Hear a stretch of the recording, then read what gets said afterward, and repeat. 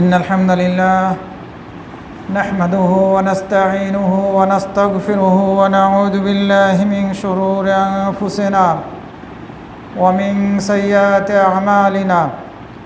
من يهده الله فلا مضل له ومن يضلل فلا هادي له، وأشهد أن لا إله إلا الله وحده لا شريك له، وأشهد أن محمدًا عبده ورسوله. يا أيها الذين آمنوا اتقوا الله حق تقاته ولا تموتن إلا وأنتم مسلمون. يا أيها الناس اتقوا ربكم الذي خلقكم والذين من قبلكم يا أيها الناس اتقوا ربكم الذي خلقكم من نفس واحدة وخلق منها زوجها وبث منهما رجالا كثيرا ونساء، واتقوا الله الذي تساءلون به والأرحام إن الله كان عليكم رقيبا. يا أيها الذين آمنوا اتقوا الله وقولوا قولا سديدا يصلح لكم أعمالكم ويغفر لكم ذنوبكم، ومن يطع الله ورسوله فقد فاز فوزا عظيما. أما بعد، فإن خير الحديث كتاب الله، وخير الهدي هدي محمد صلى الله عليه وسلم، وشر الأمور محدثاتها، وكل محدثة بدعة، وكل بدعة ضلالة، وكل ضلالة في النار. فأعوذ بالله من الشيطان الرجيم. وأن المساجد لله فلا تدعوا مع الله أحدا. وجاء في حديث عن أبي هريرة رضي الله عنه أن رسول الله صلى الله عليه وسلم قال: أحب البلاد إلى الله مساجدها وأبغض البلاد إلى الله أسواقها. রাওয়াহু মুসলিম ও গায়রুহু। যাবতীয় প্রশংসা মহান রব্বুল আলামিনের জন্য। অতঃপর সালাত ও সালাম পাঠ করছি নবী মুহাম্মদ সাল্লাল্লাহু আলাইহি ওয়াসাল্লাম এবং তাঁর সকল অনুসারীদের প্রতি। আল্লাহুম্মা সাল্লি আলাইহি ওয়া আলাইহিম। সম্মানিত মুসল্লিবৃন্দ, মসজিদগুলো হচ্ছে আল্লাহ রাব্বুল আলামিনের।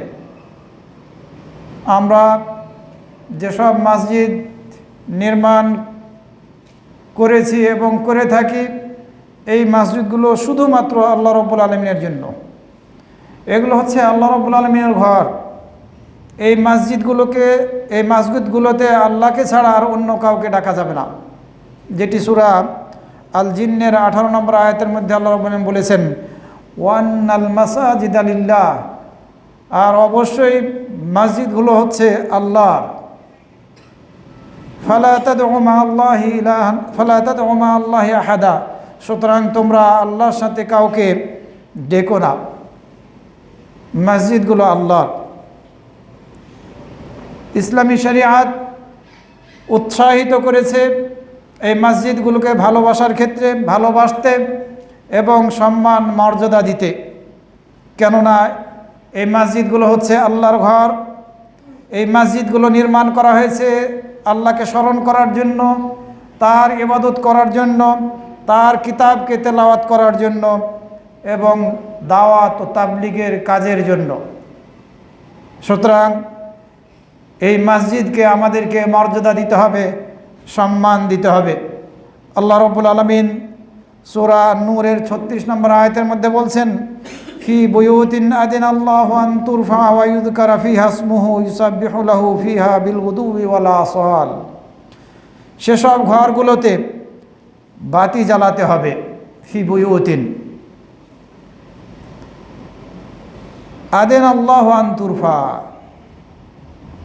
যেগুলোকে নির্মাণ করা হয়েছে মর্যাদা দেওয়ার জন্য, সম্মান দেওয়ার জন্যে। আল্লাহ রাব্বুল আমিন নির্দেশ দিয়েছেন এই ঘরগুলোকে নির্মাণ করার উদ্দেশ্য কি। আল্লাহ রাব্বুল আমিন বলছেন, সেসব ঘরগুলোতে তোমরা বাতি জ্বালাও। বাতি জ্বালাতে হবে যেগুলোকে নির্মাণ করার এবং যেগুলোতে আল্লাহকে স্মরণ করার এবং সকাল সন্ধ্যায় যেগুলোর মধ্যে সালাত আদায় করার নির্দেশ আল্লাহ রাব্বুল আলামিন দিয়েছেন। সুতরাং এই ঘরগুলোকে, মসজিদগুলোকে আমাদেরকে সম্মান করতে হবে, মর্যাদা দিতে হবে। আদেন আল্লাহু আন তুরফা, আল্লাহ রাব্বুল আলামিন নির্দেশ দিলেন, আল্লাহ নির্দেশ দিয়েছেন এই ঘরগুলোকে সম্মান করা। তুরফার অর্থ একটি হচ্ছে সম্মান করা, আবার তুরফার অর্থ হচ্ছে নির্মাণ করা। আল্লাহ নির্দেশ দিয়েছেন এই ঘরগুলোকে সম্মান করার, মর্যাদা দেওয়ার, আবার নির্মাণ করার। আল্লাহর নির্দেশ দিয়েছেন এই ঘরগুলোর মধ্যে তাকে স্মরণ করার, তার নাম নেওয়ার, তার কিতাবকে তেলাওয়াত করার। আল্লাহ নির্দেশ দিয়েছেন তার জন্যই এই ঘরগুলোর মধ্যে সকাল সন্ধ্যায় তাসবিহ পাঠ করার, সকাল সন্ধ্যায় সালাত আদায় করার, নামাজ পড়ার। সুতরাং এই মসজিদগুলোকে আমাদেরকে মর্যাদা দিতে হবে। এই মসজিদগুলো হচ্ছে আল্লাহর নিকটে সবচাইতে উত্তম স্থান, প্রিয় স্থান, পছন্দনীয় স্থান, যেটি হাদিসের মধ্যে বর্ণিত হয়েছে আবু হুরায়রা রাদিয়াল্লাহু আনহু থেকে। রাসূল সাল্লাল্লাহু আলাইহি সাল্লাম বলেছেন, আহাব্বুল বিলাদি ইলাল্লাহি মাসাজিদুহা, আল্লাহর নিকটে মসজিদগুলো হচ্ছে সর্বাপেক্ষা বেশি প্রিয় স্থান। আর আল্লাহর নিকটে সবচাইতে ঘৃণিত, অপছন্দনীয় স্থান হচ্ছে বাজারগুলো। সুতরাং আল্লাহর এই প্রিয় স্থানগুলোকে, মসজিদগুলোকে আমাদেরকে মর্যাদা দিতে হবে, সম্মান দেখাতে হবে, সম্মান করতে হবে এই মসজিদগুলোতে শুধুমাত্র আল্লাহ রাব্বুল আলামিনের ইবাদত করার দ্বারা। আবার রাসূল সাল্লাল্লাহু আলাইহি ওয়াসাল্লাম অন্য হাদিসের মধ্যে বলেছেন, আল মসজিদু বাইতু কুল্লি তাকিয়িন, মসজিদ হচ্ছে প্রত্যেক পরহেজগার ব্যক্তির ঘর। ইবাদত করার দৃষ্টিকোণ থেকে আমরা এই মসজিদ নির্মাণ করেছি আল্লাহর ইবাদত করার জন্যে, আল্লাহ সন্তুষ্টি লাভের উদ্দেশ্যে আমরা ইবাদত করব। এই জন্যে মুত্তাকিন যারা, যারা তাকওয়ার অধিকারী, সত্যিকারের মুমিন যারা, তাদের জন্যে এই মসজিদ হচ্ছে ইবাদতের ঘর।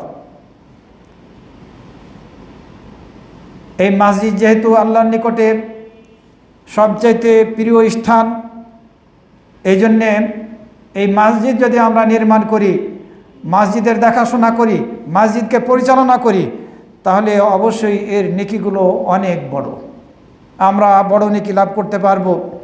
এবং মসজিদকে দেখাশোনা করা, মসজিদ নির্মাণ করা, এগুলো হচ্ছে ঈমানি আলামতগুলোর অন্যতম একটি আলামত, যেটি আল্লাহ রাব্বুল আলামিন সূরা তাওবার 18 নম্বর আয়াতের মধ্যে বলেছেন, ইন্নামা ইয়ামুরু মাসাজিদাল্লাহি মান আমানা বিল্লাহি ওয়াল ইয়াউমিল আখির ওয়া আকামাস সালাতা ওয়া আতাজ যাকাতা ওয়া লাম ইয়াখশা ইল্লাল্লাহ ফাআসা উলাইকা আন ইয়াকুনু মিনাল মুহতাদিন।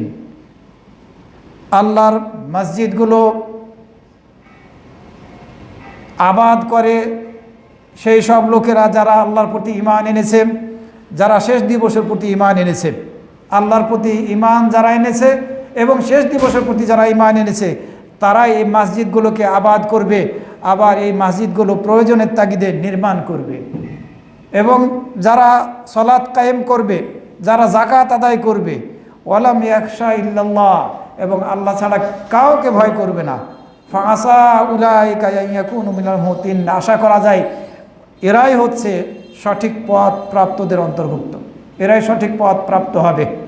সুতরাং যারা সত্যিকার অর্থে আল্লাহ বিশ্বাসী, যারা শেষ দিবসের প্রতি বিশ্বাসী, তারা মসজিদগুলো আবাদ করবে, আল্লাহর ঘরগুলো আবাদ করবে, এই আল্লাহর ঘর প্রয়োজনের তাগিদে নির্মাণ করবে। আল্লাহ রাব্বুল আলামিন এই আয়াতের মধ্যে মসজিদ নির্মাণ করার ব্যাপারে এবং আবাদ করার ব্যাপারে উৎসাহিত করেছেন। রাসূল সাল্লাল্লাহু আলাইহি ওয়াসাল্লাম হাদিসের মধ্যেও উৎসাহিত করেছেন, বলেছেন, মামবানা মসজিদান লিল্লাহি কামাফহাসি কাতাত আও আসগার বানাল্লাহু লাহু বাইতান ফিল জান্নাহ। যে ব্যক্তি আল্লাহর সন্তুষ্টি লাভের উদ্দেশ্যে আল্লাহর জন্য একটি ঘর, একটি মসজিদ তৈরি করবে, ঘুঘু পাখির মতো, ঘুঘু পাখির বাসার নেই এত ছোট যদি একটি ঘর, মসজিদ কেউ তৈরি করে, অথবা এর চাইতেও ছোট, আপনি এককভাবে একটা মসজিদ তৈরি করতে পারলেন না, সকলে মিলেমিশে একটি মসজিদ দান উঠিয়ে বানালেন, হয়তো বা এই মসজিদের সামান্য একটু অংশে আপনার অংশীদারিত্ব আছে, আপনি এর বিনিময় লাভ করবেন। এটি বলা হচ্ছে যে ব্যক্তি আল্লাহর জন্য মসজিদ বানাবে, সেটা যদি ঘুঘু পাখির বাসার নেই ছোট হয় অথবা এর চাইতেও যদি ছোট হয়, তাহলেও আল্লাহ রাব্বুল আলামিন তার জন্য জান্নাতের মধ্যে একটি ঘর তৈরি করে দেবেন। এছাড়া রাসূল সাল্লাল্লাহু আলাইহি সাল্লাম অন্য হাদিসের মধ্যে বলেছেন, মান বানা লিল্লাহি মাসজিদান সগীরান আও কাবীরান, যে ব্যক্তি আল্লাহর জন্য একটি মসজিদ বানাবে, সেটি ছোট হোক অথবা বড় হোক, আল্লাহ রাব্বুল আলামিন তার জন্যে জান্নাতের মধ্যে একটি ঘর বানিয়ে দেবেন। সুতরাং আমরা এই মহল্লার মধ্যে মসজিদ বানাতে সক্ষম হয়েছি, আলহামদুলিল্লাহ। এই মসজিদ ভবিষ্যতে আরও সমৃদ্ধি লাভ করবে, আরও বড় হবে। আর আপনারা হয়তো বা এই মসজিদকে বহুতল বিল্ডিংয়ে রূপান্তরিত করবেন, রূপ দেবেন। অবশ্যই এ ব্যাপারে আমাদেরকে প্রয়োজনের তাগিদে সচেষ্ট থাকতে হবে। যদি আমরা সত্যিকার অর্থে মসজিদকে আবাদকারী হতে পারি, মসজিদের সাথে আমাদের সম্পৃক্ততা থাকে, সম্পর্ক থাকে, তাহলে কিয়ামতের দিন যেই 7 শ্রেণীর লোক আল্লাহর ছায়াতলে আশ্রয় লাভ করবে, তাদের অন্তর্ভুক্ত আমরা হতে পারবো। যেটি রাসূল সাল্লাল্লাহু আলাইহি সাল্লাম হাদিসের মধ্যে বলেছেন, ওয়ারাজুলুন কালবুহু মুআল্লাকুন ফিল মাসাজিদ, সেই ব্যক্তি কিয়ামতের দিন আল্লাহর ছায়াতলে আশ্রয় লাভ করার সুযোগ পাবে, যেই দিন আর কোনো ছায়া থাকবে না, যার অন্তরটা মসজিদের সাথে ঝুলন্ত থাকে। সম্মানিত মুসল্লিবৃন্দ, এই মসজিদ কেন্দ্রিক অনেক ফজিলত বর্ণিত হয়েছে। যেমন রাসূল সাল্লাল্লাহু আলাইহি সাল্লাম এক হাদিসের মধ্যে বলেছেন, মান গাদা ইলাল মসজিদে আও রাহা আ'আদাল্লাহু লাহু ফিল জান্নাহ নুজুলান কুল্লামা গাদা আও রাহা, যে ব্যক্তি সকাল বা সন্ধ্যায় যতবারই মসজিদে যায়, আল্লাহ রাব্বুল আলামিন জান্নাতের মধ্যে তার জন্য মেহমানদারির উপকরণ প্রস্তুত করেন। যতবার আপনি মসজিদে আসবেন, ততবার আল্লাহ রাব্বুল আলামিন আপনার জন্যে জান্নাতের মেহমানদারির উপকরণ প্রস্তুত করেন। সুতরাং আমরা মসজিদকে গুরুত্ব দেব, মসজিদকে আমাদের জীবনের সাথে সঙ্গী বানিয়ে ফেলব। যখনই সালাতের সময় হবে, আমরা চেষ্টা করব কোনো কারণ যদি না থাকে তাহলে মসজিদে উপস্থিত হওয়ার। যারা মসজিদকে আবাদ করে, এরা হচ্ছে আল্লাহর প্রতিবেশী। যেটি হাদিসের মধ্যে বর্ণিত হয়েছে, রাসূল সাল্লাল্লাহু আলাইহি ওয়াসাল্লাম বলছেন, ইন্নাল্লাহা লা ইউনাদি ইয়াওমাল কিয়ামাহ আইনা জিরানি আইনা জিরানি, আল্লাহ রাব্বুল আলামিন ডাক দিয়ে বলবেন কিয়ামতের দিন, আমার প্রতিবেশীরা কোথায়, আমার প্রতিবেশীরা কোথায়? ক্বালা ফাতাকুলুল মালায়েকা, রাসূল সাল্লাল্লাহু আলাইহি ওয়াসাল্লাম বললেন, ফেরেশতারা বলবে, রব্বানা ওয়া মান ইয়ানবাগি আন ইউজাবিরাকা, কার পক্ষে সম্ভব আপনার প্রতিবেশী হওয়ার? আল্লাহ ডাক দিয়ে বলবেন, আমার প্রতিবেশীরা কোথায়? ফেরেশতারা বলবে, কার পক্ষে সম্ভব আপনার প্রতিবেশী হওয়ার? আল্লাহ রাব্বুল আলামিনের পক্ষ থেকে বলা হবে, বলবেন, আইনা উম্মারুল মাসাজিদ, মসজিদকে আবাদকারীরা কোথায়? তারা হচ্ছে আমার প্রতিবেশী। সম্মানিত মুসল্লিবৃন্দ, আমরা যদি মসজিদের উদ্দেশ্যে বের হই, তাহলে আল্লাহর জিম্মাদারিতে আমরা চলে যাই। রাসূল সাল্লাল্লাহু আলাইহি সাল্লাম হাদিসের মধ্যে বলছেন, সালাসাতুন কুল্লুহুম দামিনুন আলাল্লাহি, 3 শ্রেণীর লোক আল্লাহর জিম্মাদারিতে থাকে। সে যদি জীবন ধারণ করে, জীবিত থাকে, তাহলে পারে তাকে রিজিক দেওয়া হয় এবং আল্লাহ তার জন্য যথেষ্ট হয়ে যান। ওয়াইন মাতা, এই 3 শ্রেণীর লোকের কেউ যদি মারা যায়, তাহলে আল্লাহ রাব্বুল আলামিন তাকে জান্নাত দান করেন, জান্নাতে প্রবেশ করান। মান দাখালা বাইতাহু ফাসাল্লামা, এক ব্যক্তি হচ্ছে সেই ব্যক্তি যে তার বাড়িতে প্রবেশ করলো সালাম দিয়ে, ফাহুয়া দামিনুন আলাল্লাহ, সে আল্লাহর জিম্মাদারিতে থাকে। ওমান খারাজা ইলাল মসজিদ ফাহুয়া দামিনুন আলাল্লাহ, দ্বিতীয় ব্যক্তি হচ্ছে সেই ব্যক্তি যে মসজিদের উদ্দেশ্যে বের হলো, সে আল্লাহর জিম্মাদারিতে থাকে, আল্লাহর জিম্মাদারিতে চলে যায়। ওমান খারাজা ফি সাবিলিল্লাহ ফাহুয়া দামিনুন আলাল্লাহ, আর যে আল্লাহর পথে জিহাদ করার জন্য বের হয়, সে আল্লাহর জিম্মাদারিতে থাকে। সম্মানিত মুসল্লিবৃন্দ, আমরা যদি মসজিদের উদ্দেশ্যে বের হই, তাহলে মসজিদে আমরা যখনই পৌঁছে যাব, তখনই আমরা আল্লাহ রাব্বুল আলামিনের মেহমান অতিথি হয়ে যাব। যেটি হাদিসের মধ্যে বলা হয়েছে, সালমান আল ফারিসি রাদিয়াল্লাহু আনহু থেকে বর্ণিত হয়েছে, নবী সাল্লাল্লাহু আলাইহি সাল্লাম বলছেন, মান তাওয়াদ্দা ফি বাইতিহি, যে ব্যক্তি তার বাড়িতে উযু করবে, ফাহসানাল উদুয়া, সুন্দরভাবে খুব ভালোভাবে উযু করলো, সুম্মা আতাল মাসজিদা, এরপরে মসজিদে আসলো, ফাহুয়া যায়রুল্লাহ, সে আল্লাহর মেহমান, আল্লাহর অতিথি। ও হাক্কুন আলাল মাজুর আন ইউকরিমা যায়রা, আর মেজবানের উপরে অপরিহার্য হয়ে যায় এই মেহমানকে সম্মান করা। তা আমরা যখনই বাড়িতে ভালোভাবে উযু করে মসজিদের উদ্দেশ্যে বের হব, তখন আল্লাহর মেহমান আমরা হয়ে যাব, আর আল্লাহ রাব্বুল আমিন আমরা মেহমান হিসেবে আর তিনি মেজবান হিসেবে আমাদেরকে সম্মানিত করবেন। সম্মানিত মুসল্লিবৃন্দ, আপনি মসজিদে আসলেন, এই মসজিদে আসার উদ্দেশ্য হচ্ছে কাউকে কিছু শিখাবেন অথবা শিখবেন, তাহলে পূর্ণ একটি হজের সমান আপনি নেকি লাভ করতে সক্ষম হবেন। আবু উমামা রাদিয়াল্লাহু আনহু থেকে বর্ণিত হয়েছে, নবী সাল্লাল্লাহু আলাইহি সাল্লাম বলেছেন, মান গাদা ইলাল মসজিদ, যে ব্যক্তি মসজিদে যাবে, লা ইউরিদু ইল্লা ইয়াতাআল্লামা খায়রান আও ইউআল্লিমাহু, সে কিছু শিখতে চাচ্ছে অথবা শিখাতে চাচ্ছে, কল্যাণকর কিছু শিখতে চাচ্ছে মসজিদে এসে, অথবা কল্যাণকর কিছু অন্যকে শিখাতে চাচ্ছে, এই উদ্দেশ্যে সে মসজিদে আসছে। যদি উদ্দেশ্যটা এটি থাকে কিছু শিখার অথবা অন্য কাউকে কিছু কল্যাণকর শিখানোর, তাহলে কানা লাহু কাজরি হাজ্জিন তাম্মান হাজ্জাতুহু, সে একটি পূর্ণ হাজের সমান নেকি লাভ করতে সক্ষম হবে। তার হাজ আদায় হয়ে যাবে, ফরজ হাজ এমনটি নয়, তবে পূর্ণ একটি হাজের সমান নেকি লাভ করবে। কেউ যদি মসজিদে আসে, বাড়ি থেকে বের হলো মসজিদের উদ্দেশ্যে, তাহলে প্রত্যেকটা কদমের বিনিময়ে একটি করে নেকি লাভ করবে, আর একটি করে নেকি তার মোচন করে দেওয়া হবে, যেটি আবু হুরায়রা রাদিয়াল্লাহু আনহু থেকে বর্ণিত হয়েছে। নবী সাল্লাল্লাহু আলাইহি ওয়াসাল্লাম বলছেন, মান তাওয়াদ্দা ফাহসানাল উদুআ, যে ব্যক্তি সুন্দরভাবে উযু করলো, সুম্মা খারাজা আমিদান ইলা সালাহ, এরপরে সলাতের উদ্দেশ্যে বের হলো, মসজিদে যাবে, ফাইন্নাহু ফি সলাতিন মা কানা ইয়ামিদু ইলা সলাত, সে সলাতের মধ্যেই, চলা অবস্থায় সে যেন সলাতের মধ্যেই আছে, যেহেতু সে সলাতের উদ্দেশ্যে মসজিদে যাবে এই নিয়তে বের হয়েছে। ওয়াইন্নাহু ইউক্তাবু লাহু বিইহদা খুতওয়াতাইহি হাসানা, তার প্রত্যেকটা এক পায়ে এক কদমের বিনিময়ে একটি নেকি, আর এক কদমের বিনিময়ে একটি গুনাহ মোচন করে দেওয়া হবে, একটি নেকি লিখে দেওয়া হবে আর একটি গুনাহ তার মোচন করে দেওয়া হবে। ফাইদা সামিআ আহাদুকুমুল ইকামা ফালা ইয়াসা, এই মসজিদের উদ্দেশ্যে আপনি বের হলেন, আপনি একামাত শুরু হয়ে গেছে শুনতে পেলেন, দৌড়াবেন না, ধীর গতিতে আপনি মসজিদে আসবেন। আপনি দৌড়িয়ে এসে জামাতটা ধরার চেষ্টা করছেন না, এটি কোনোভাবেই গ্রহণযোগ্য না, রাসূল সাল্লাল্লাহু আলাইহি ওয়াসাল্লাম নিষেধ করেছেন। ধীর স্থিরভাবে আপনাকে মসজিদে আসতে হবে, আপনি তাড়াহুড়ো করে আসতে পারবেন না। যতটুকু আপনি সলাৎ পাবেন ততটুকু পড়বেন, আর যতটুকু ছুটে যাবে ততটুকু আপনি পূর্ণ করবেন। দৌড়িয়ে আপনি আসবেন না, তাড়াহুড়ো করে আপনি আসবেন না।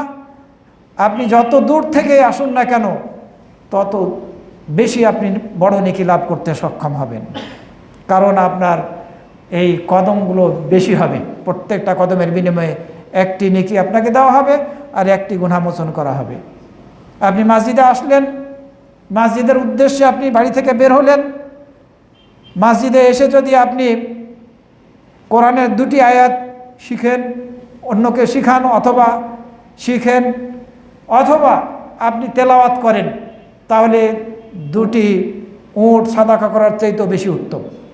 আপনি মসজিদে আসলেন, বসলেন, 2 রাকাত তাহিয়াতুল মসজিদ, যে কোনো সময় আপনি মসজিদে আসুন, মসজিদে এসে আপনি 2 রাকাত তাহিয়াতুল মসজিদ পড়ে বসলেন, বসে কোরআন তেলাওয়াত করলেন, দুটি কোরআনের আয়াত শিখলেন, তাহলে দুটি উট সাদাকা করার চাইতেও বেশি উত্তম। আপনি যদি 3টি আয়াত তেলাওয়াত করেন, 3টি আয়াত শিখেন, তাহলে 3টি উট সাদাকা করার চাইতে উত্তম।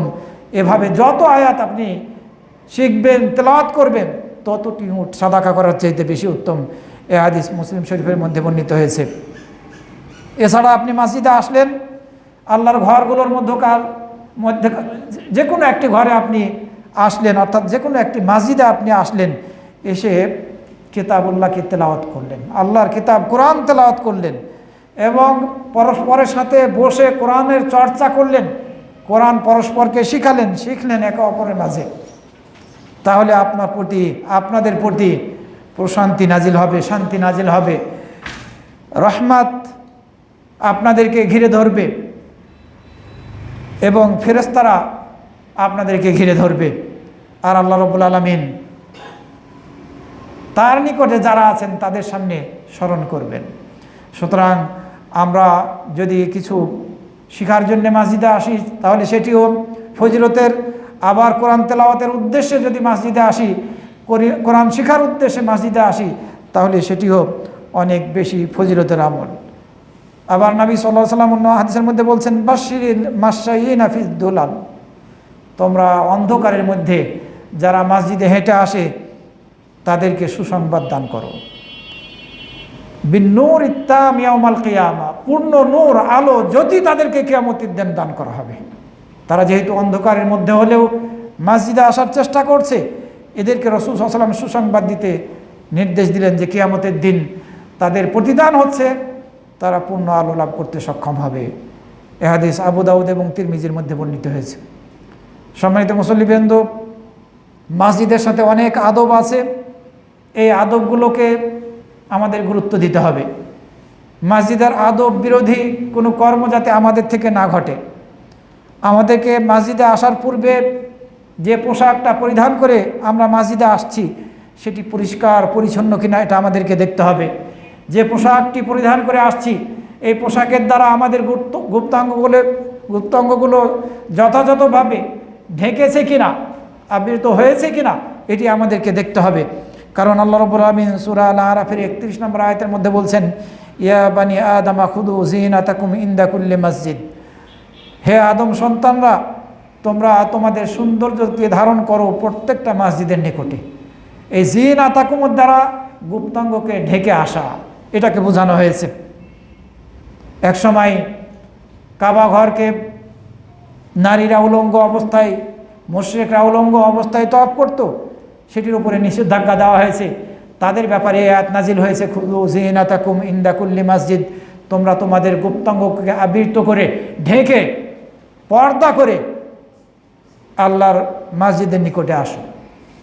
এই জন্য আমাদেরকে যে পোশাকটা পরে আসতে হবে সে পোশাকটা পরিষ্কার পরিচ্ছন্ন আছে কিনা এবং আমাদের গুপ্তাঙ্গকে সত্যিকার অর্থে ঢাকছে কিনা এটি দেখতে হবে আমাদেরকে, আর এভাবে আসার চেষ্টা করতে হবে।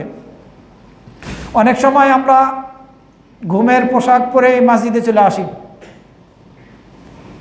অথবা যে পোশাক পরে আমরা কাজকর্ম করছি সে পোশাক পরে আমরা মসজিদে চলে আসি, এটি উচিত নয়। ঘুমের পোশাক এটি অপবিত্র, আমরা এ কথা বলছি না, তবে একটু আপনি আল্লাহর সামনে দাঁড়াবেন, এই আল্লাহর সামনে দাঁড়ানো অবস্থায় ঘুমিয়ে থাকা অবস্থায় যে পোশাকটা পরেছিলেন ওইটা পরে এসে আপনি দাঁড়াবেন, এটি আদবের বিষয় নয়। আপনি কোনো নেতার নিকটে যেতে চাইলে ওই রাতের বেলা যে পোশাকটা পরে ঘুমিয়েছিলেন ওই পোশাক পরে কিন্তু আপনি যাবেন না। কিন্তু এই সারা জাহানের প্রতিপালক মহান রব্বুল আলামিনের নিকটে কিভাবে আপনি দাঁড়াবেন সেই পোশাক পরে? কিন্তু আমরা এসে থাকি, এটি আসা উচিত নয়। একজন নেতার সামনে আপনি যান না ওই পোশাক পরে, আপনি আল্লাহর সামনে কেন আসবেন সেই পোশাক পরে? এই জন্য আমাদেরকে এই যে পোশাক পরে ঘুমিয়ে থাকবো ওই পোশাক পরে আমরা মসজিদে আসবো না। আমরা মসজিদে আসার জন্য আলাদা পোশাক প্রয়োজনে রাখবো, ওই পরিবর্তন করে, অথবা যদি মসজিদে নাও আসতে পারি তাহলে ওই পোশাক পরিবর্তন করে আমরা আল্লাহর সামনে দাঁড়িয়ে নামাজ আদায় করব ইনশাআল্লাহ। যে পোশাক পরে আমরা কাজ করছি হয়তোবা সে পোশাকের মধ্যে ময়লা আবর্জনা লেগে আছে, নাপাকি কোনো কিছু নেই, কিন্তু এরপরেও আমরা চেষ্টা করব সেই পোশাককে পরিবর্তন করে পরিষ্কার পরিচ্ছন্ন পোশাক পরে সালাত আদায় করার, আল্লাহর সামনে দাঁড়ানোর। আরেকটি আদব হচ্ছে আমরা যখন মসজিদে আসব তখন মেশওয়াক করে আসব। রাসূল সাল্লাল্লাহু আলাইহি ওয়াসাল্লাম হাদিসের মধ্যে উৎসাহিত করেছেন এ ব্যাপারে। আমি যদি আমার উম্মতের ওপরে কঠিন মনে না করতাম তাহলে প্রত্যেকটা সালাতের সময় আমি তাদেরকে মেশওয়াক করার নির্দেশ দিতাম। সুতরাং যেহেতু রাসূল সাল্লাল্লাহু আলাইহি ওয়াসাল্লাম মেশওয়াক করার তাগাদ দিয়েছেন, প্রত্যেকটা ওয়াক্তের আগে আমরা মেশওয়াক করার চেষ্টা করব। এটিও একটি মসজিদের সাথে সংশ্লিষ্ট আদব। আমরা মসজিদকে পরিষ্কার পরিচ্ছন্ন অবস্থায় রাখবো। রাসূল সাল্লাল্লাহু আলাইহি ওয়াসাল্লাম নির্দেশ দিয়েছেন, আমার রাসূলুল্লাহ সাল্লাল্লাহু আলাইহি সাল্লাম বিবিনাইল মাসাজিদ ফিদ্দুর, রাসূল সাল্লাল্লাহু আলাইহি সাল্লাম মহল্লাগুলোর মধ্যে মসজিদ বানাতে নির্দেশ দিয়েছেন এবং নির্দেশ দিয়েছেন ওয়ান তুনাজ্জাফা ওয়া তুতাইয়াবা, মসজিদগুলোকে পরিষ্কার পরিচ্ছন্ন রাখার, এবং নির্দেশ দিয়েছেন মসজিদগুলোকে সুগন্ধিযুক্ত করার, এই নির্দেশ দিয়েছেন। মসজিদ আছে একটু দূরে, আপনার পক্ষে সেখানে যাওয়া সম্ভব হচ্ছে না, আপনি ইচ্ছা করলে আপনার মহল্লার ভিতরে একটি মসজিদ বানাতে পারেন, নিষেধ নেই। রাসূল সাল্লাল্লাহু আলাইহি ওয়াসাল্লাম সেই নির্দেশ দিয়েছেন। আমার রাসূল সাল্লাল্লাহু আলাইহি ওয়াসাল্লাম বিনাইল মাসাজিদ ফিদ্দুর, দূর অর্থ হচ্ছে মহল্লা, এখানে বোঝানো হয়েছে আপনি আপনার মহল্লার মধ্যে একটি অক্তে মসজিদ হলেও সেটা আপনি বানিয়ে যাতে জামাতের সাথে পড়তে পারেন। ওই মসজিদ না থাকার কারণে আপনি হয়তো বা জামাতের সাথে পড়তে পারছেন না, আপনি সেখানে বানিয়ে জামাতের ব্যবস্থা করলেন, এটি করতে হবে, পরিষ্কার পরিচ্ছন্ন রাখতে হবে। সম্ভব হলে মসজিদকে সুগন্ধিযুক্ত করতে হবে। বিশেষভাবে জুমা মসজিদকে জুমার সময় সুগন্ধযুক্ত করার চেষ্টা করতে হবে। রাসূল সাল্লাল্লাহু আলাইহি সাল্লাম এক গ্রাম্য ব্যক্তিকে উদ্দেশ্য করে বলেছিলেন, যে গ্রাম্য ব্যক্তি মসজিদের মধ্যে পেশাব করে দিয়েছিল, যে এই মসজিদের মধ্যে এই কাজ করা যায় না, এই কাজ মসজিদের মধ্যে করা উচিত নয়। মসজিদ কোনো ময়লা আবর্জনার স্থান নয়, এটি হচ্ছে আল্লাহকে স্মরণ করার স্থান, সালাত আদায় করার স্থান, কোরআন তেলাওয়াতের স্থান। সুতরাং অবশ্যই আমাদেরকে মসজিদকে পবিত্র রাখার চেষ্টা করতে হবে, পরিচ্ছন্ন রাখার চেষ্টা করতে হবে। মসজিদের সাথে আরও একটি আদব হচ্ছে পেঁয়াজ রসুন, বিশেষভাবে কাঁচা পেঁয়াজ, কাঁচা রসুন অথবা এ জাতীয় জিনিস খেয়ে আমরা মসজিদে আসবো না। রাসূল সাল্লাল্লাহু আলাইহি ওয়াসাল্লাম কঠোরভাবে নিষেধাজ্ঞা জারি করেছেন, যে ব্যক্তি পেঁয়াজ রসুন অথবা এই জাতীয় কিছু খাবে, ফালা ইয়াকরাবান্না মুসাল্লানা, সে যেন আমাদের মুসাল্লার মসজিদানা, আমাদের মসজিদের নিকটবর্তী না হয়। ফাইনাল মালাইকাতা তাতাআদ্দা মিম্মা ইয়াতাআদ্দা মিনহু বানু আদম, কারণ ফেরেশতারা কষ্ট পেয়ে থাকে সেই বস্তুর দ্বারা, যে বস্তুর দ্বারা আদম সন্তান কষ্ট পেয়ে থাকে। কেউ পেঁয়াজ রসুন এগুলো খেয়ে আসলে দুর্গন্ধ অন্য কাউকে কষ্ট দেয়, ফেরেশতারাও কষ্ট পেয়ে থাকে। এখন আপনি পেঁয়াজ রসুন খেয়ে আসলেন না, কিন্তু ধূমপান করে আসলেন, আপনি জর্দা খেয়ে আসলেন, গুল ব্যবহার করে আসলেন, সেগুলো তো আরও বেশি নিকৃষ্ট। পেঁয়াজ রসুন এগুলো হালাল, এরপরেও রাসূল সাল্লাল্লাহু আলাইহি ওয়াসাল্লাম সেগুলো খেয়ে আসতে নিষেধ করলেন, কারণ সেগুলো খেয়ে আসলে সেগুলোর দ্বারা আদম সন্তান এবং ফেরেশতারা কষ্ট অনুভব করে থাকে, কষ্ট পায়। সিগারেট, ধূমপান, জর্দা এগুলো খেয়ে আপনি আসবেন, এগুলো তো হারাম, বড় গুনাহ এগুলো। এমনকি এই ধূমপান করাটা, জর্দা খাওয়াটা, এগুলো নিশা জাতীয় বস্তু। নিশা হয়ে যায় যখন মানুষ, তখন এগুলি খায়। যার নেশা হয়নি তাকে আপনি দেন, খেতে পারবে না। জর্দা আপনি তাকে দেন, সে খেতে পারবে না, তার মাথা ঘুরবে, চক্কর দিয়ে হয়তো বা পড়ে যাবে। সুতরাং এসব কিছু খেয়ে যদি পেঁয়াজ রসুন হালাল জিনিস খেয়ে মসজিদে না আসা যায়, তাহলে জর্দা, এই ধূমপান ইত্যাদি খেয়ে মসজিদে আসা যাবে না। প্রকাশ্যে হারাম সেবন করা হয়, হারাম পান করা হয়, আর এই হারাম বড় গুনাহটা করা হয় মানুষের সামনেই। নাউযুবিল্লাহি মিন যালিক। সম্মানিত মুসল্লিবৃন্দ, যখন আজান দেওয়া হয়, এই আজানের উত্তর যদি আমরা দেই তাহলে বিশেষ ফজিলত বর্ণিত হয়েছে। আজানের উত্তরটা যদি আল্লাহ রাব্বুল আলামিনের সন্তুষ্টি লাভের উদ্দেশ্যে হয়, অন্তর থেকে আল্লাহ রাব্বুল আলামিনের সন্তুষ্টি লাভের উদ্দেশ্যে আমরা আজান দেই, তাহলে রাসূল সাল্লাল্লাহু আলাইহি ওয়াসাল্লাম বলেছেন, দাখাল আল জান্নাহ, এই ব্যক্তি জান্নাতে প্রবেশ করবে। এই জন্য আমরা মুসলিম শরীফের হাদিস চেষ্টা করব আজানের উত্তর দেওয়া। যেহেতু আজান মসজিদে যাওয়ার জন্য দেওয়া হয়ে থাকে, এই মসজিদে তো আমরা আজান শুনে আসব, আবার আজানের উত্তরও আমরা দেব। মুয়াজ্জিন সাহেব যেভাবে বলবেন সেভাবে বলবো। যখন হাইয়া আলাস সালাহ হাইয়া আলাল ফালাহ বলবে, তখন লা হাওলা ওয়ালা কুওয়াতা ইল্লা বিল্লাহ বলবো। যখন আসসালাতু খায়রুম মিনান নাওম বলবে, তখন আসসালাতু খায়রুম মিনান নাওমই বলবো, অন্য কিছু নয়। বানানো কথা আছে সেগুলো আমরা বলবো না। সম্মানিত মুসল্লিবৃন্দ, এই আজানের পরে যদি আমরা একটি দোয়া আছে, এই দোয়াটা পড়ি, তাহলে আমাদের পূর্ববর্তী গুনাহগুলো ক্ষমা হয়ে যাবে। আশহাদু আল্লা ইলাহা ইল্লাল্লাহু ওয়াহদাহু লা শারীকা লাহু ওয়া আন্না মুহাম্মাদান আবদুহু ওয়া রাসূলুহু রাদিতু বিল্লাহি রাব্বান ওয়া বিমুহাম্মাদিন রাসূলা ওয়া বিল ইসলামি দীনা। আপনি যদি আজানের পরে এটি পড়েন তাহলে পূর্বের যত ছোট গুনাহ আছে আল্লাহ রাব্বুল আলামিন ক্ষমা করে দিবেন। এ হাদিস নাসাই, আবু দাউদ, তিরমিজি, ইবনে মাজার মধ্যে বর্ণিত হয়েছে। আবার আপনি আজানের পরে যদি আজানের উত্তর দিলেন, এই দোয়াটাও পড়লেন, গুনাহ ক্ষমা হলো আপনার। এরপরে আপনি দুরুদ পড়বেন, রাসূল সাল্লাল্লাহু আলাইহি ওয়াসাল্লাম দুরুদ পড়ার নির্দেশ দিয়েছেন তার প্রতি। এরপরে আপনি আরও একটি দোয়া আছে, এই দোয়াটা পড়বেন, আল্লাহুম্মা রাব্বা হাযিহি দাওয়াতি তাম্মাতি, শেষ পর্যন্ত এই দোয়াটি পড়বেন। তাহলে আপনার জন্যে রাসূল সাল্লাল্লাহু আলাইহি ওয়াসাল্লামের শাফাআত কিয়ামতের দিন ওয়াজিব হয়ে যাবে এই দোয়াটি পড়লে। আল্লাহুম্মা রাব্বা হাযিহি দাওয়াতি তাম্মা ওয়া সলাওয়াতিল কায়িমা ওয়া আতি মুহাম্মাদিনিল ওয়াসিলাতা ওয়াল ফাদিলা ওয়া বা'আথহু মাকামান মাহমুদান আল্লাযী ওয়া'আদাহ, এ পর্যন্ত। আপনি যদি এটি পড়েন রাসূল সাল্লাল্লাহু আলাইহি ওয়াসাল্লামের শাফাআত লাভ করতে আপনি সক্ষম হবেন অবশ্যই। তবে অবশ্যই আপনাকে প্রত্যেকটা নামাজের আজানের পরে পড়ার চেষ্টা করতে হবে। আপনি যদি মুয়াজ্জিনের আজান শুনে মুয়াজ্জিন যেসব শব্দগুলো ব্যবহার করলো বললো সেগুলো আপনি বলেন, আগে যেটা বলা হয়েছে সে পদ্ধতিতে। এগুলো বলার পরে যদি আপনি আল্লাহর কাছে কিছু চান তাহলে আল্লাহ আপনাকে দান করবেন, অর্থাৎ এ সময় দোয়া কবুল হয়। আজানের পরে যদি আপনি দোয়া করেন আজানের উত্তর দেওয়ার পরে, তাহলে পরে আল্লাহ রাব্বুল আলামিন আপনাকে দান করবেন। রাসূল সাল্লাল্লাহু আলাইহি ওয়াসাল্লাম বলছেন, ফাইদান তাহাইতা ফাসআল তু'তা, তুমি যখন আজান শেষ করবে এবং আজানের উত্তর শেষ করবে তখন তুমি আল্লাহর কাছে কিছু চাও, তাহলে তোমাকে দেওয়া হবে। সম্মানিত মুসল্লিবৃন্দ, আমরা বাড়ি থেকে যখন মসজিদে আসব তখন বিশেষ দোয়া আছে, আমরা চেষ্টা করব এই দোয়া পড়ার। আল্লাহুম্মা জাল ফি কলবি নূরা ওয়া ফি বাসারি নূরা ওয়া ফি সামঈ নূরা ওয়া আন ইয়ামিনি নূরা ওয়া আন ইয়াসারি নূরা ওয়া ফাওকি নূরা ওয়া তাহতি নূরা ওয়া আমামি নূরা ওয়া খালফি নূরা ওয়া জাআল লি নূরা। বুখারী এবং মুসলিম শরীফের হাদিস। আমরা এই দোয়াটা পড়ার চেষ্টা করব। কঠিন দোয়া নয়, কঠিন ভাষাও নয়, খুব সহজ ভাষায় দোয়া আছে। আপনারা এই হিসনুল মুসলিম সহ অন্যান্য দোয়ার গ্রন্থের মধ্যে পাবেন।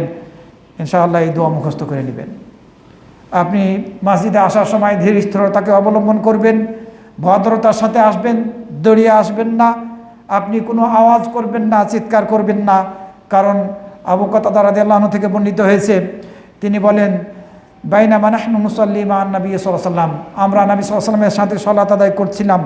ইদ সামিয়া জালাবাতা রিজালিন, এ সময় রাসূল সাল্লাল্লাহু আলাইহি ওয়াসাল্লাম কিছু লোকের শোরগোল, হইচইয়ের আওয়াজ শুনলেন, শোরগোল শুনলেন, চিৎকারের আওয়াজ শুনলেন। এই সালাত আদায় করছেন, এই অবস্থায় চিৎকারের শোরগোলের আওয়াজ শুনলেন। রাসূল সাল্লাল্লাহু আলাইহি ওয়াসাল্লাম সালাত শেষ করার পরে বললেন, মা শাআনুকুম, তোমাদের কি হয়েছিল? ভাব অর্থ হচ্ছে এটি। তারা বলল, ইস্তাজালনা ইলা সালাহ, আমরা সালাতের আসার জন্যে তাড়াহুড়ো করছিলাম।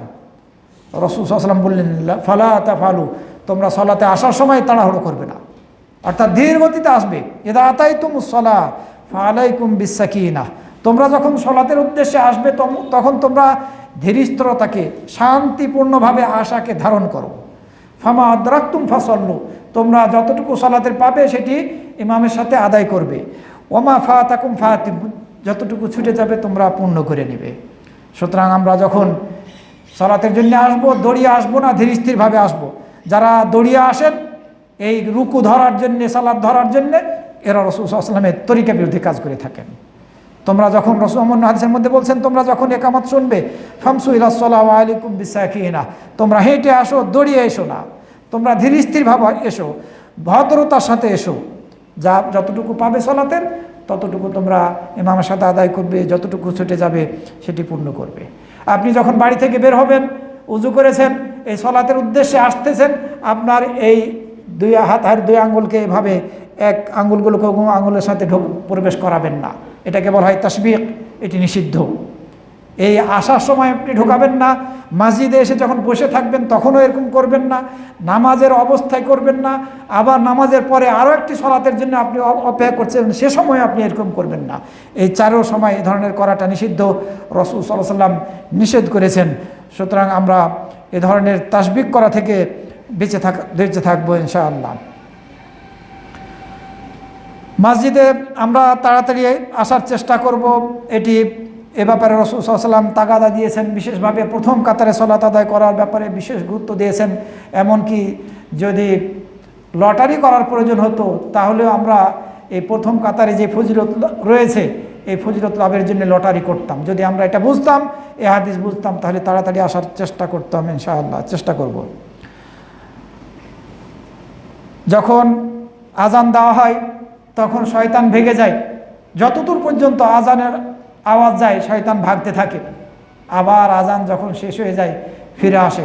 সুতরাং আমরা মসজিদের মধ্যে আছি, এই আজান শুনে যাতে মসজিদ থেকে না ভাগি, কারণ যদি আমরা মসজিদ থেকে চলে যাই আজান শোনার পরে, তাহলে ওই শয়তানের সাথে আমাদের সদৃশ্যতা গড়ে উঠবে, এটি কোনোভাবেই গ্রহণযোগ্য নয়। মসজিদে যখন আমরা প্রবেশ করব, ডান পা আগে দিয়ে প্রবেশ করব, বের হওয়ার সময় বাম পা দিয়ে আমরা প্রবেশ করব, এ মর্মে হাদিস বর্ণিত হয়েছে। সুতরাং এই সুন্নাতগুলো, এই আদবগুলো আমরা গ্রহণ করার চেষ্টা করব, ধারণ করার চেষ্টা করব। এছাড়া মসজিদে প্রবেশের দোয়া আমাদেরকে পড়তে হবে। অনেক ধরনের দোয়া আছে, একাধিক দোয়া আছে। আমরা সবচাইতে বেশি যে দোয়াটা বলে থাকি আল্লাহুম্মা আফতাহ লি আবওয়াবা রাহমাতিক, সবচাইতে ছোট এবং সহজ ভাষায় আমাদের সবার মুখস্থ আছে, কমপক্ষে এই দোয়াটা আমরা পড়ব। আরও অনেক দোয়া রয়েছে। মসজিদে যখন আমরা প্রবেশ করব তখন সালাম দিয়ে প্রবেশ করব।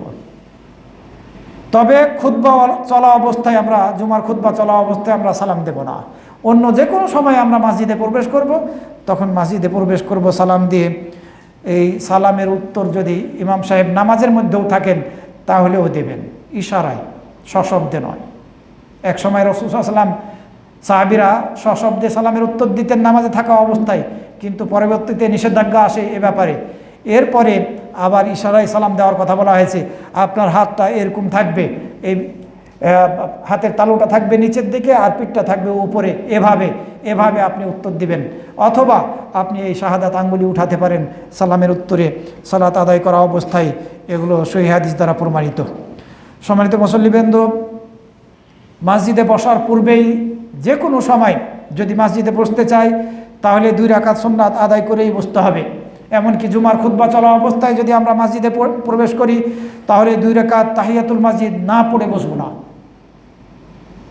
রাসূল সাল্লাল্লাহু আলাইহি ওয়াসাল্লাম কোনো সাহাবীকে বসে পড়েছিলেন, নির্দেশ দিয়েছিলেন। তার নাম হচ্ছে সুলাইক আল গাতফানি। তুমি দাঁড়াও, তুমি কি সালাত আদায় করেছো? না সূচক উত্তর দিলে তুমি দাঁড়াও, 2 রাকাত সালাত আদায় করো, তারপরে বসো। এছাড়া ব্যাপক ভিত্তিক হাদিস বলেছেন, ফায়দা দাখালা আহাদুকুমুল মসজিদা, যখন তোমাদের কেউ মসজিদে প্রবেশ করবে তখন 2 রাকাত সালাত আদায় না করে যেন না বসে। যে কোনো সময় আপনি মসজিদে প্রবেশ করেন, বসতে চাইলে আপনাকে 2 রাকাত সালাত আদায় করে বসতে হবে। সম্মানিত মুসল্লিবৃন্দ, এই মসজিদ হচ্ছে আল্লাহকে স্মরণ করার জায়গা, আল্লাহর ইবাদতের জায়গা, কোরআন তেলাওয়াতের জায়গা, দোয়া ইস্তিগফারের জায়গা, তওবার জায়গা, দ্বীন শিখার জায়গা, শরীয়ত শিক্ষার জায়গা। সুতরাং এই মসজিদে যখন আমরা প্রবেশ করব দুনিয়াবি কোনো কথা আমরা বলবো না। দুনিয়াবি কথা বলা নিষেধ মসজিদের মধ্যে। তবে যদি এমন কোনো কথা হয় যে কথাটা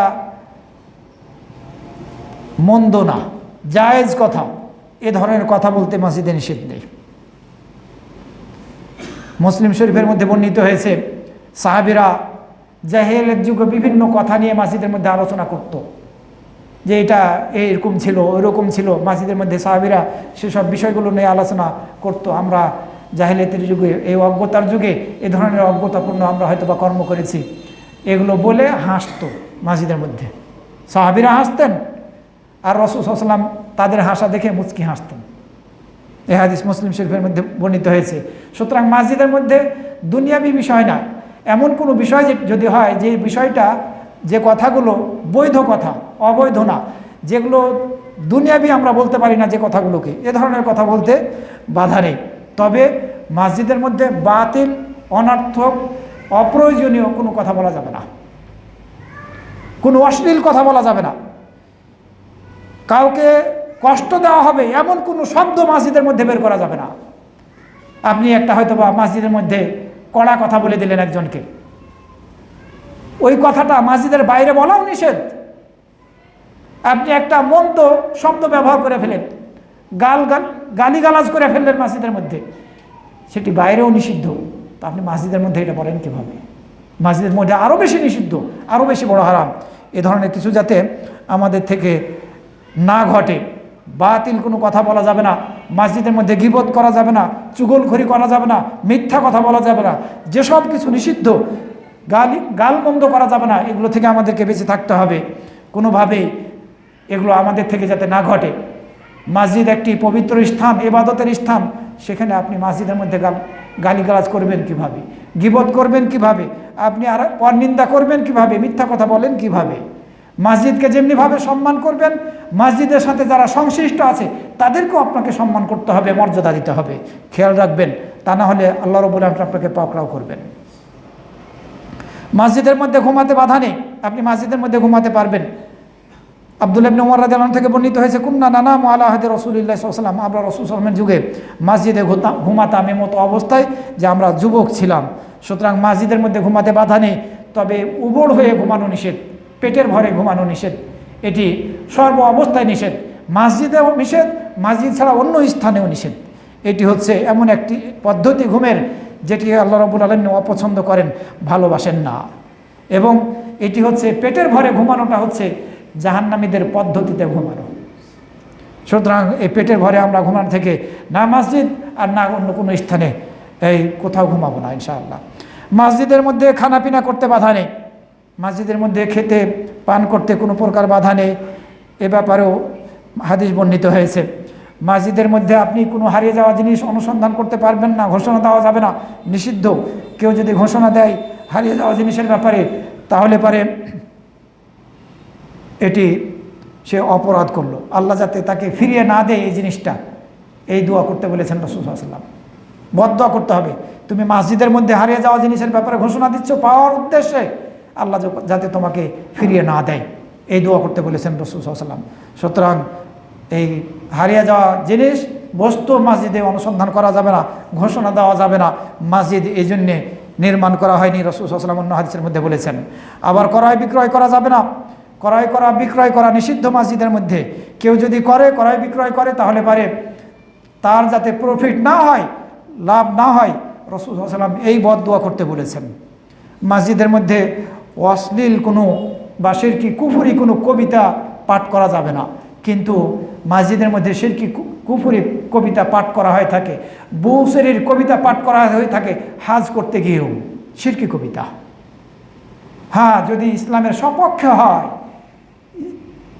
ভালো কথার কবিতা হয়, পাঠ করতে কোনো সমস্যা নেই, কিন্তু অবশ্যই বিদআত শিরক মুক্ত কবিতা হতে হবে।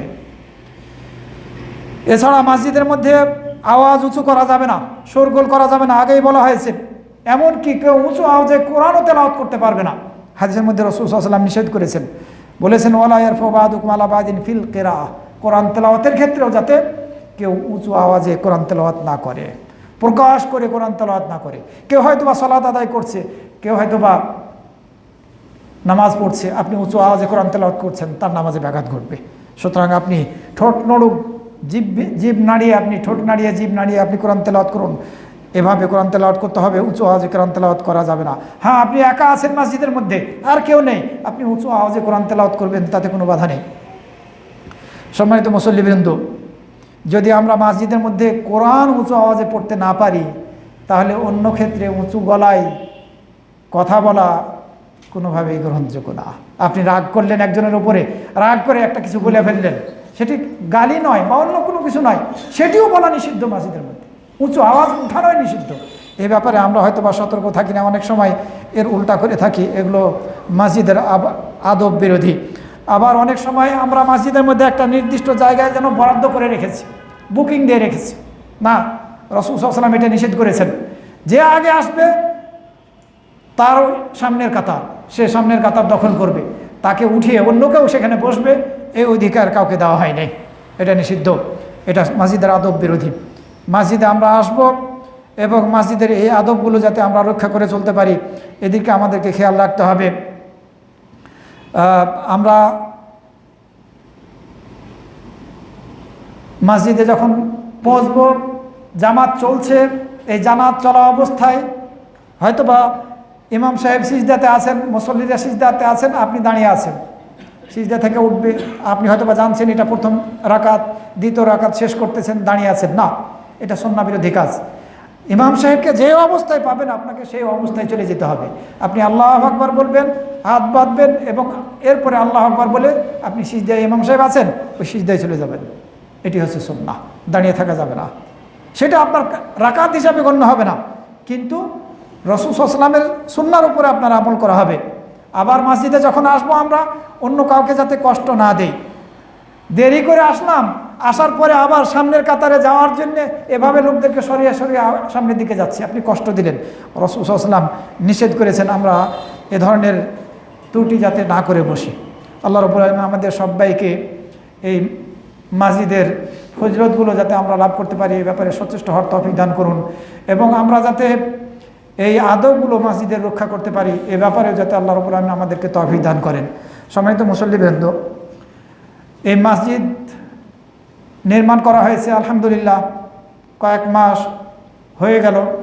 আলহামদুলিল্লাহ আপনারা এই মসজিদকে নির্মাণ করার ক্ষেত্রে ভূমিকা রেখেছিলেন, এবং এই মসজিদ আলহামদুলিল্লাহ আপনারা নির্মাণ করতে সক্ষম হয়েছেন। আল্লাহ রাব্বুল আলামিন আপনাদেরকে যাতে উত্তম বদলা দান করেন, এটি একটা বিষয়। দ্বিতীয় বিষয় হচ্ছে মসজিদ নির্মাণ করে কিন্তু দায়িত্ব শেষ হয়ে যায় না। মসজিদ নির্মাণ করার পরে আরও দায়িত্ব রয়ে যায়। আপনি যেমন মসজিদে এসে সালাত আদায় করবেন, অনুরূপভাবে মসজিদ পরিচালনার ব্যাপারেও আপনাদেরকে ভূমিকা রাখতে হবে। এই মসজিদ পরিচালনা করার ক্ষেত্রে প্রায় আনুমানিক 50,000 টাকা মাসে খরচ হচ্ছে। এই খরচটা আমাদের মুসল্লিদেরকেই ব্যবস্থা করতে হবে এই খরচ মেটানোর। সুতরাং আমরা আজকে এই নামাজের পরে কেউ যাব না, সবাই বসবো স্বতঃস্ফূর্তভাবে। প্রত্যেককে আমরা মাসিক হিসাবে মসজিদ যাতে সঠিকভাবে পরিচালিত হতে পারে, এই 50,000 টাকা যাতে আমরা উঠাতে পারি, এই জন্যে আপনারা প্রত্যেকেই মাসিক চাঁদা হিসাবে, দান হিসাবে আপনারা এগিয়ে আসবেন, আপনাদের নামগুলো লিখে যাবেন ইনশাআল্লাহ। আর যারা আগে লিখেছেন মাসিক হিসাবে আপনারা দান করছেন, তারা এ ব্যাপারে নিয়মিত হবেন। আপনার এই দান যদি কয়েক মাস জমে যায় আপনার জন্য ভারী হয়ে যাবে। প্রত্যেক মাসেই আপনাকে দিয়ে দিতে হবে, এবং এক্ষেত্রে যারা দায়িত্বশীল আছেন এগুলো কালেকশন করার ব্যাপারে তাদেরকেও ভূমিকা রাখতে হবে। ইনশাআল্লাহ আপনারা নামাজের পরে বসবেন, আমরা এই বিষয়ে আলোচনা করব কে কতটুকু করে আপনারা সহযোগিতা করবেন। মাদ্রাসা এই মসজিদ যাতে পরিচালিত হয় যথাযথভাবে, ঠিকভাবে আপনারা নাম লিখে যাবেন। ওয়া আখিরু দাওয়ানা আলহামদুলিল্লাহি রাব্বিল আলামিন।